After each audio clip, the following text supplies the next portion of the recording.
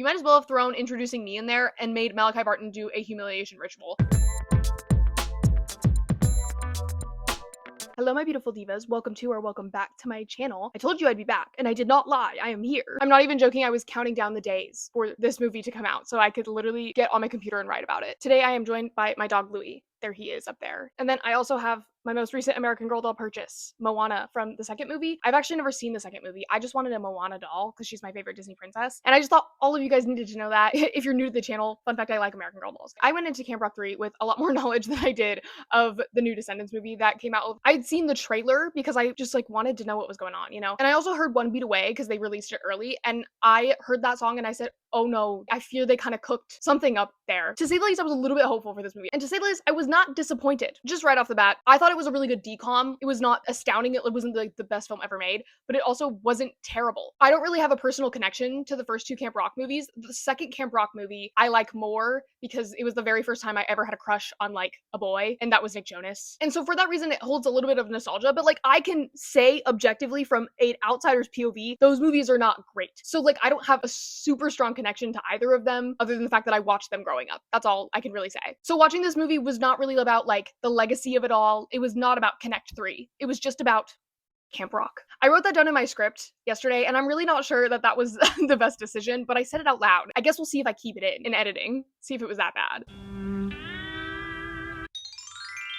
So if you never saw the trailer for this movie, then you would not know that Connect 3 is on a reunion tour and they need a new opening act because their opening act fell through. We get introduced to this plot point via the set of their like music video, and we also meet their manager, Lark. She basically has to mother them, truly. For reasons unknown to me, the Jonas Brothers are just acting like the Jonas Brothers. I watched Camp Rock 2 last night, okay? So like my version of like events is like being tainted right now because I'm like, was their characterization any different in the first two films? I have no clue. But anyway, the Connect 3 lore in this movie is that they are reconnecting and they're going on tour. Sounds very familiar. Anyway, so Shane comes up with the grand idea to find their new opening act at Camp Rock. Why this is his first idea is kind of beyond me, but it does give us the plot of the movie, so I guess it just had to happen. Cut to Camp Rock. We meet a lot of new people because it's a new movie. Technically, the movie actually started with this, but I'm gonna retell it to you in a different order of events because it makes more sense this way. By technicality, the first character that we meet is Cliff, and he likes to play drums, and they explain this to you by making him play the drums on everything. I love this style of storytelling. It is one of my favorite things on the planet Earth. It's great. It's beautiful. Sometimes I don't know if you guys can tell that I'm being sarcastic, but I know I'm being sarcastic. This is a very brief introduction. We'll learn more about him later, but he also quotes Yoda in like a few scenes later, and for that reason alone, I was like, oh, he's my favorite character. Bringing up Star Wars whenever I can. Then we meet our semi-main characters, Sage and Desi, who are brother and sister. Sage is played by Liamani Segura, an actual diva of the channel. If you're new here, basically every woman on the earth is a diva of the channel. Anyway, Sage is really excited to go to Camp Rock, and according to her, all of her favorite artists went there. So I guess the final jam kind of did do something publicity-wise. From the car ride that they're in, we can tell that there's a little distance between Sage and Desi, and we get told explicitly via dialogue right after that they used to be a band, but then Sage left. Thank you. I love exposition dubbing. Next we meet Rosie, who's played by Lumi Polak, aka the main girl of Electric Blue. My knowledge of current Disney Channel has gotten me absolutely nowhere in life. She plays the cello, which is something I always wanted to do growing up. I played the viola instead, though. It's also kind of giving five sauce in the Good Girls music video. I'm sure that maybe one person who watches my channel will get that reference, and it will be my sister. Anyway, Rosie is bunkmates with Sage, and she also has like a really weird emotional attachment to her cello at the very beginning, but then she doesn't again. And during this interaction that they're having, Sage hears chanting outside, so she's like, gotta go check it out. And lo and behold, there are people doing the stomp sort of thing from Camp Rock 2 that went viral because of how cringy it is. And while she's watching this happen, she meets a girl named Callie, who is a dancer, and she's also like in her like bunk thing. Whatever that's called, where they all live in like the same building. Yes, she's in that. We also get briefly introduced to the main antagonist of this movie, and her name is Maddie. She is a TikTok influencer who is also a dancer. I think it's really mean that they made the antagonist named Maddie and made her a stereotypical mean influencer. I think it's actually really offensive and it's really cruel and rude. Sometime later, Connect 3 shows up and graces them with the knowledge of this whole opening on tour business, and then they present it as like a 3-challenge sort of deal because this is also summer camp. These challenges are basically your audition, so if you make it through all 3, then you get to go to the final jam, kind of giving the X factor in a way. Because obviously the Jonas Brothers, either they did not want to book them the entire movie or they were too busy producing the movie. I don't know what producing means. They decide to put their manager, Lark, in charge of doing all of these activities. I very much appreciated this. If the Jonas Brothers were in this entire movie, I probably would have lost my mind in a bad way. Also, all the campers have to like turn in their phones. It's kind of related to the Connect 3 thing, but also really not. So just keep this in mind, they don't have their phones. It's not really important, but it is kind of a plot point later. We then get to the very first original song of this movie. Up to the this point, there was a snippet of a Connect 3 song, but it's not important because it wasn't very good. But this song, One Beat Away, dare I say, best song ever made. This was instantly added to my Disney Channel faves playlist that I have. This song genuinely sounds like summer to me. I wish I could explain this in words that made sense or more articulate words, but it has the vibes of summer, and I think that's really beautiful, and it's genuinely like actually kind of good. During this song sequence, however, we are introduced to our last semi-main character, Fletch, who's played by my number one op on the internet, Malachi Barton. Except for that one response that he made to that one crazy person on Instagram, that got a chuckle out of me, I will admit. Anyway, Fletch arrives in a cop car, and a little bit later than everyone else, obviously, because he arrives in the middle of a song sequence. And he also bumps into Sage upon arrival. And it's kind of like a love at first sight sort of thing where they both just kind of think each other's cute. And that's really great. He gets put into the same cabin as Cliff and these random little boys. We don't know who they are. And so obviously they're like, why did you come in a police car? That's kind of crazy. And so he like kind of jokingly leans into this like bad boy persona. And he's like, oh, you don't want to know. Sure. I assume at the same time, Sage also goes back to her cabin and she runs into Rosie, who is like singing the song that we were just singing actually. And she's like, OMG girl, you have to try out for the Connect 3 thing. And she's like, no, I don't really do that. I play the cello. No, for real. She's like, I am more in the background. I never usually do like the upfront stuff. And then Sage is like, but you should. And this works because I assume the next day she goes to Mitchie's mom, Connie, who is like in charge of the camp. She runs the camp. She changes her schedule to like songwriting and stage work, whatever that means. Then we get to the first challenge. And for reasons unknown to me, it is covering canonically Connect 3's biggest song ever, which is just Play My Music. And I'm aware that everyone on the internet saw this clip when it came out and they were like, OMG, this is gonna be the worst movie ever. Like literally they sound so terrible. And I'm like, it's auditions. Even I knew it was auditions, okay? Sometimes I get things really wrong, okay? But like even I knew that. Let's use our thinking caps actually. At the end of this sequence, Sage gives a little yeah after she's done singing her part, and it very much reminded me of the yeah at the end of Rockstar by Hannah Montana. It's also kind of giving I am a rock star. Yeah. Yeah. And I just really thought that was really special and I had to write it down and tell all of you about it. After this, Sage goes up to Desi and she's like, OMG, why did you crash auditions? That's crazy. You weren't even going to. For context, he was not going to, but then he did. He tells her that he's just having fun and like it really doesn't matter, but she's super about winning. She's like a very competitive person and like really, really wants to win this. That is basically her character arc this movie, is that she just really cares about the competition of it all. I wouldn't say it's the strongest character arc in the world, but I also don't really care. Sometime after the first challenge is the songwriting workshop, and they are joined by special guest Calvin Rhodes. I literally just looked at my script and thought it said Calvin Harris for a fat second, and I was like, I don't remember writing that. He is allegedly a very famous songwriter, musician sort of idea, but he's played by icon Milo Manheim. Shout out. I did not know he was going to be in this movie. This one was kept under wraps. Fun fact about me, I accidentally missed the first like 20 minutes of this movie when it was premiered on Disney Channel, and I started it at this point. I thought I was in for a very interesting movie, but I was also like, this is the best movie ever made. Anyway, Milo Manheim takes them through this exercise about songwriting and makes them talk to someone new. You have to talk to them and then say what you learned about them in the time that you were talking to them.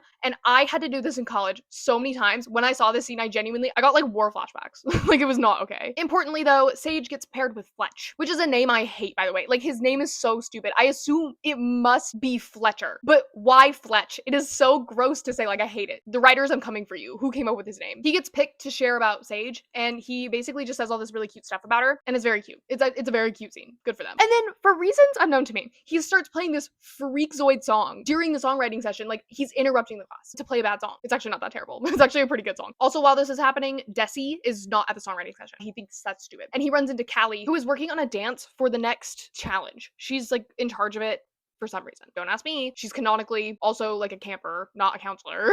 And they have a really flirty moment that kind of comes out of nowhere. This might be important to just me, and this probably is not a necessary scene for me to recount to you, but it was important to me. Anyway, that night, Sage is talking to Callie in their bunk about Fletch and about how much she likes him, but not too much because then it would distract her from the competition, because that's all that matters. And then on her way out, she finds Mitchie's songbook in the floorboards. If you recall Mitchie from the first two Camp Rock movies. So I have a lot of questions about this. Why is it there?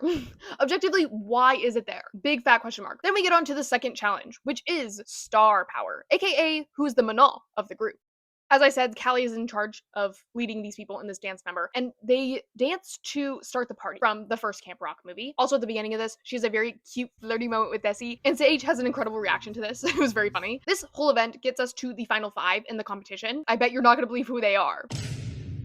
Something to note, Sage saves Desi from getting eliminated and by proxy gets Maddie and her little friends. I forgot to tell you guys, she has like 2 little minion friends. They're not important. They don't do anything really, but they get kicked out because of Sage. So now they hate her and also all of the people who won just because they won. So obviously she intends to do something about this, aka revenge party. What she ends up doing is really stupid and we will get to that. But first I have to talk about what happens after this. Desi talks to Callie about teaching him dance. I love these two. This is like eons better than weird Nick Jonas and his freaky y'all girlfriend from Camp Rock 2. I love them. Oh my god. Speaking of things that I love, the next scene, Sage is writing a song on the dock and she gets joined by none other than Fletch. He's like, why do you and your brother hate each other?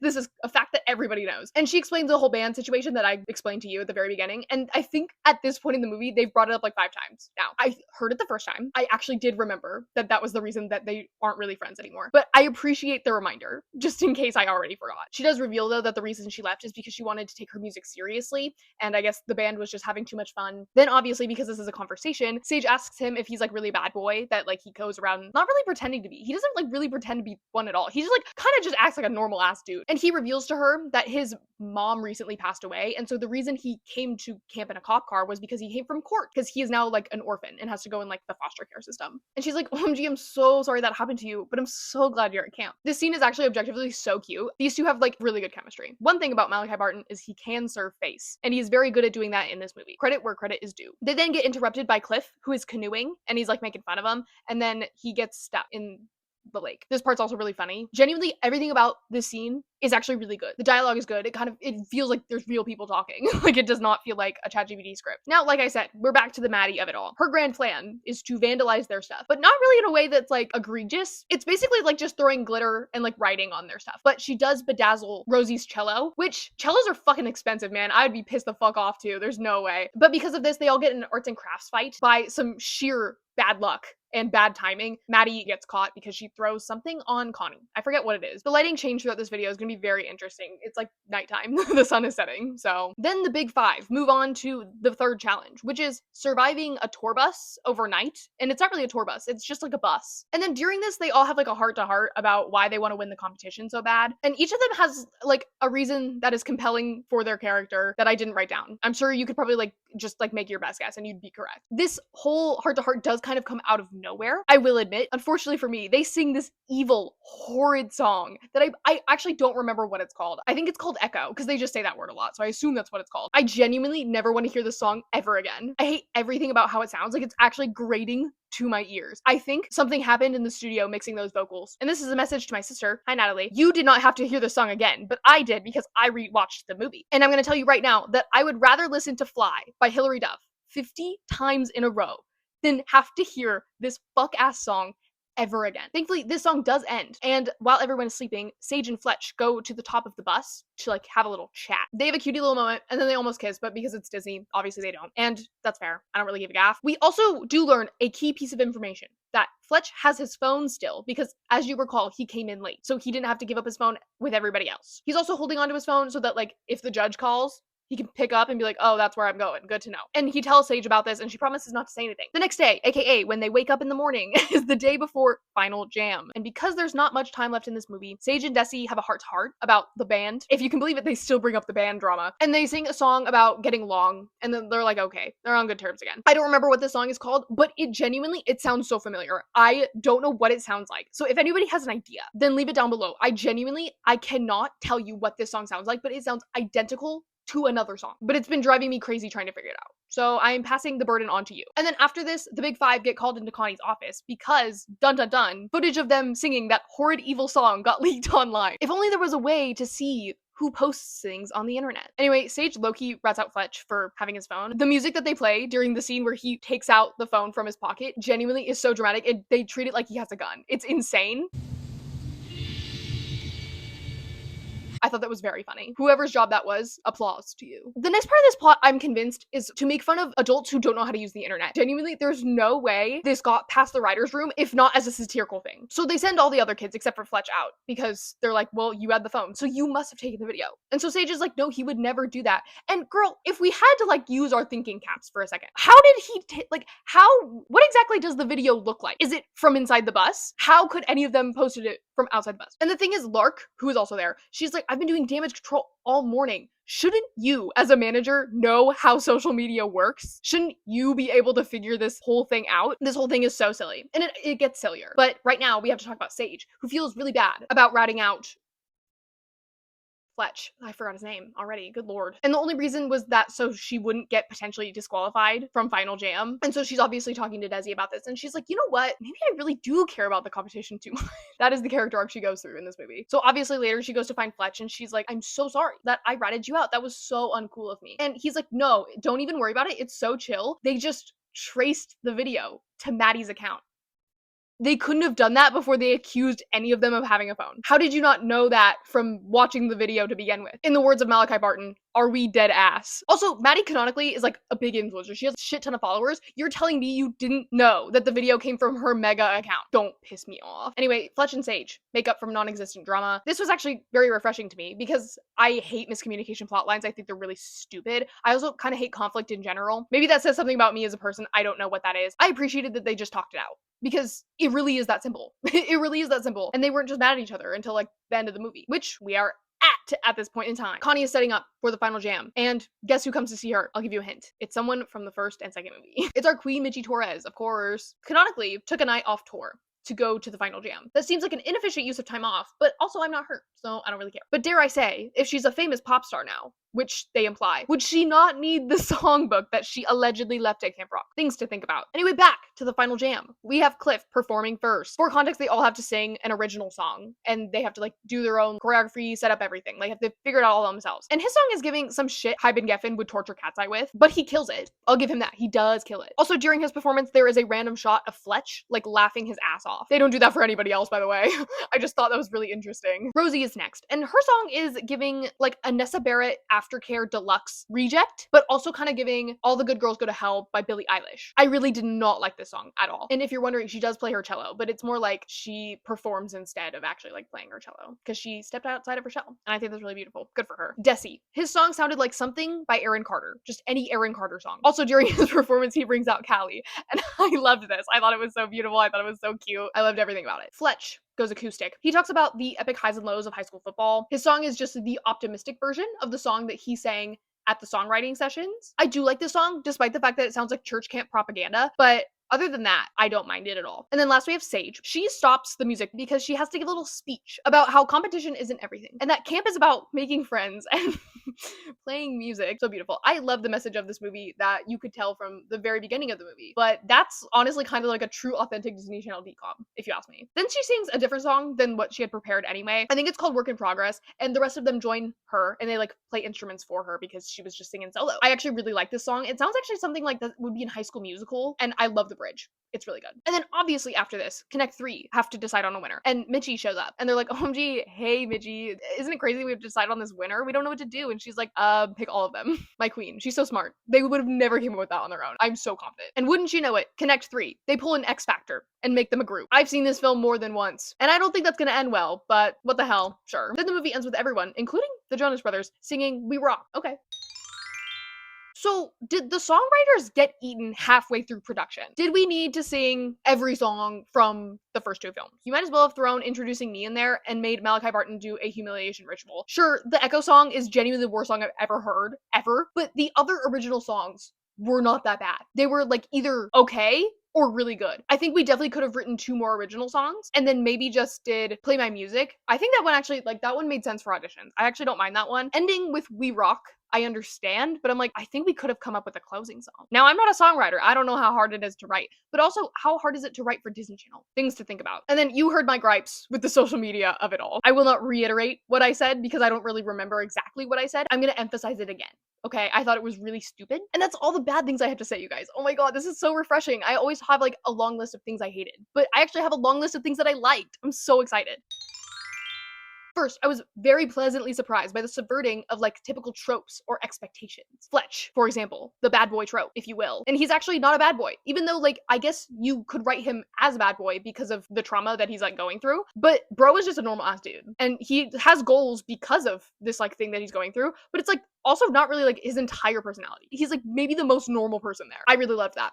That's actually very great. Thank you. Second, the miscommunication, like third act breakup sort of thing. You could claim that they have like a like minor kerfuffle, if you will. This is solved in one conversation. Solved in one conversation mere moments after it happens, actually. No notes. Thank you so much. Also, good chemistry throughout this movie. Not just with our main leads, but also with my favorite people of all time, Desi and Callie. I'm telling you, best ship ever. No one's talking about it. That was the highlight of the movie. Also, Liamani, my queen, my diva, wishing nothing but the best for you. Also to Lumi Pellick. Fun fact, she is an exact clone of one of my friends. I think that's really special. Good for her. Now, you could claim nostalgia bait all you want, and I would honestly probably do the same thing a little bit, but despite the fact that this film uses a pre-existing franchise, I think the plot alone could exist outside the first two films. Like, if we weren't doing reference to this, reference to that, Walk With Me, Connect 3 could have been any other band, and the plot remains the same. It's kind of shocking that this sets the bar of a good Disney movie lately. I'm gonna take the wins where we can get them, okay? Also related to the thought, I kind of talked about earlier, I loved how little the Jonas Brothers were in this movie. Sure, you can claim the marketing heavily relied on the fact that the Jonas Brothers were coming back, and that makes sense, but also like this movie really isn't for the old audience. I feel like this is genuinely very much targeted to like the younger generation. Like truly, to me, that's what it felt like. And I know a thing or two sometimes.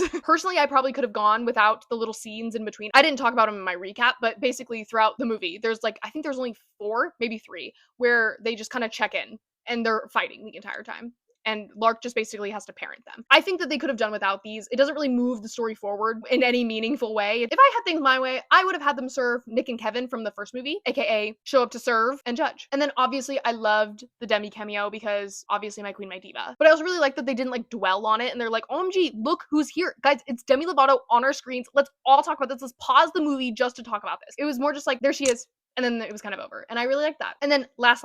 I promise this is my last point that I have. I think this is a very baby step in the right direction for Disney Channel / Disney as a entire corporation. And when I say baby step, I truly mean baby step. Considering this movie is based off of an already existing franchise, considering that we are in the era of Disney sequel remake slop, once again, obviously, this movie kind of heavily is relying on the nostalgia bait of it all. But I genuinely think the best parts about this movie are when they're not doing that. I genuinely think this could have been like a standalone movie in the same universe, even if like you take out Connect 3. Which means to me that making a movie plot should not be overly complicated in order for it to be good. Sometimes it can just be a competition. This movie actually kind of made me hopeful for the future of Disney / Disney Channel, and I really, really hope that they don't make me eat my words, but I think they're gonna. If you enjoyed this video, please like, subscribe, comment. It would mean a lot to me. I'm currently working on a huge video that I'm very excited for. It should be out within the next month or two. If you guys really like Disney Channel related things, I think you're really gonna like it. I have a channel with my sister where we play games. We also do vlogs sometimes. We also have a podcast that's kind of old now, but if you want to go watch it, I'm sure there's